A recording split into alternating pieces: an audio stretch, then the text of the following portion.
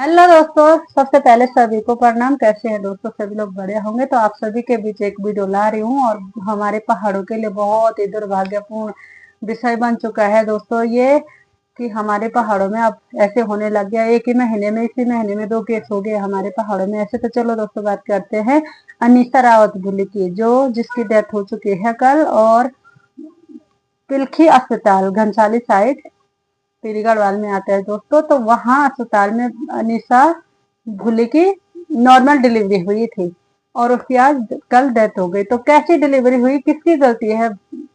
ये सरकार की या अस्पताल की?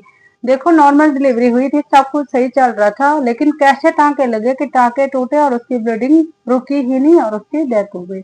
जब ब्लीडिंग नहीं रुकी तो उन्होंने लास्ट में उसको वो किया, रेफर किया देहरादून के लिए, लेकिन उसकी डेथ हो गई, बहुत देर हो चुकी। तो किसकी गलती है दोस्तों? सरकार की गलती है या अस्पताल की या उसके घर वालों की? उसके घर वालों की इसलिए बोल रही क्योंकि उन्होंने ना अपनी सरकार पे भरोसा किया, उस अस्पताल पे भरोसा किया, उन डॉक्टरों पे भरोसा किया कि सब कुछ ये ठीक कर देंगे, नॉर्मल डिलीवरी थी। देखो, लेकिन दोस्तों उनकी एक गलती है, उन्होंने विश्वास किया। और हमारे पहाड़ों में विश्वास तो करना ही है अस्पतालों पे। लेकिन दोस्तों, कि नॉर्मल डिलीवरी के बाद भी उसके साथ ऐसे हुआ। और अभी इसी महीने में एक गिरसन साइड भी ऐसा केस हुआ था, वहां भी जच्चा बच्चा दोनों खत्म हॉस्पिटल की लापरवाही की वजह से।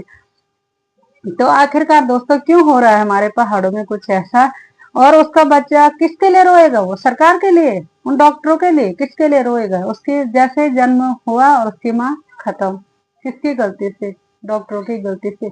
जब उनकी ड्यूटी है तो अपनी ड्यूटी अच्छे से क्यों नहीं निभाते, क्यों नहीं करते हैं?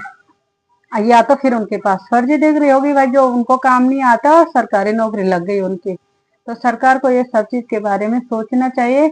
और सरकार बोलती है बेटी पढ़ाओ बेटी बचाओ, बेटी पढ़ तो रही है, माँ बाप कुछ भी करके अपने बच्चों को पढ़ाते रहे हैं, लेकिन बचाएंगे कैसे? ऐसे हो रहा है तो कैसे बचाएंगे वो? अभी देखो, वो उसका पहली डिलीवरी थी तो पहला बच्चा था, अभी 1 ही साल शायद से शादी का हुआ था, और छोटी लड़की थी ज्यादा से ज्यादा 22-23 साल की। और उसके साथ है, इतना बुरा लग रहा है ना कि क्या ही बोलना दोस्तों। सच में शब्द भी नहीं निकल रहे हैं कि उसके घर वालों पे क्या बीत रही होगी, क्या गलती थी उनकी? सरकार पे भरोसा किया, अस्पताल पे भरोसा किया, उन डॉक्टरों पे भरोसा किया, बस उनकी यही गलती थी। तो सरकार से यही निवेदन है दोस्तों कि इस विषय पे सोचे और कुछ अच्छे डिसीजन ले। ऐसे डॉक्टरों पे सख्त से सख्त कार्रवाई होनी चाहिए। हाँ, सिजेरियन होता तो कहीं ना कहीं बोलते कि हाँ क्रिटिकल थी, ये था वो था, लेकिन नॉर्मल डिलीवरी दोस्तों पहले के जमाने में तो घर ही में होता था और ऐसा कुछ नहीं होता था।